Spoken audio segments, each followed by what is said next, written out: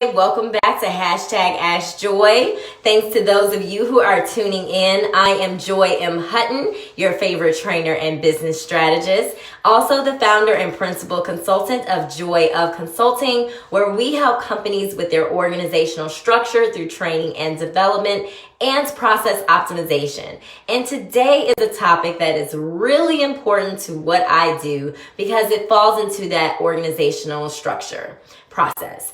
And that is employee handbooks. This topic is debatable because some people feel like you don't need an employee handbook. And I'm here to tell you that you do. Don't let them fool you. An employee handbook is one of the most important documents, one of the most valuable documents you can produce that helps you set the tone for you and your employees and make sure that you're essentially on the same page. So before we get started, there are two other things I want you to know. Employee handbooks should not exist alone. Don't just give an employee a handbook and expect them to run off and do their job.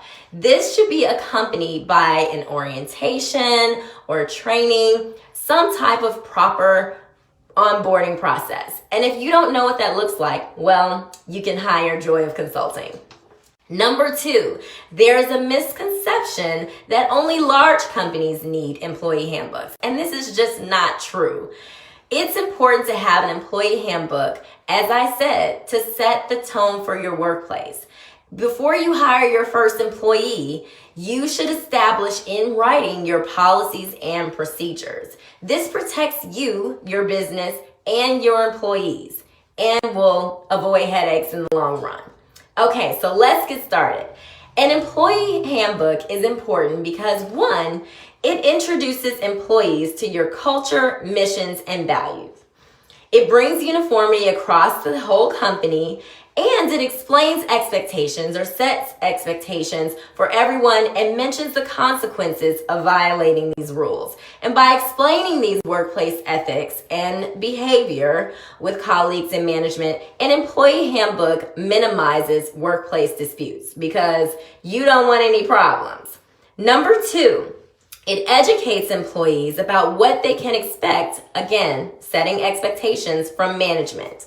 Employees should not have to guess what is expected from them. It should be laid out plain and simple. Number three, it ensures company policies are clearly and consistently communicated.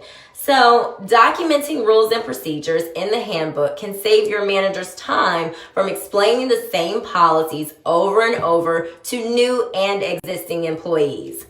It also reduces the startup time of your employees by giving them clarity on their job roles and responsibilities by including details on, again, what is expected of them. I can't emphasize this enough. All right, number four, it highlights the benefits you offer. Employees can learn about their work schedules, their leave, compensation, any other benefits, dress code, drug policy, performance reviews, how salary increases are handled, holidays, the termination policies, and more. An employee should not have to guess their work hours or when they can take a vacation, what the social media policy is. They shouldn't have to guess. And also, do not include policies and procedures in your handbook that your company does not adhere to. So, for example, if you know you are not going to honor unlimited PTO, do not put it in your handbook. Number five, ensure compliance with federal and state laws. This is so important. An employee handbook helps your business in complying with federal as well as state employment laws and can be beneficial in aiding in legal defense if necessary because employees will try to sue you. It should also be regularly updated because the laws do change. And always include an acknowledgement form because, as I mentioned in a previous episode, employees will try to tell you what you didn't tell them. And you can just say, hey, you signed that acknowledgement form and read and agreed to everything that was in the employee handbook. You tried it.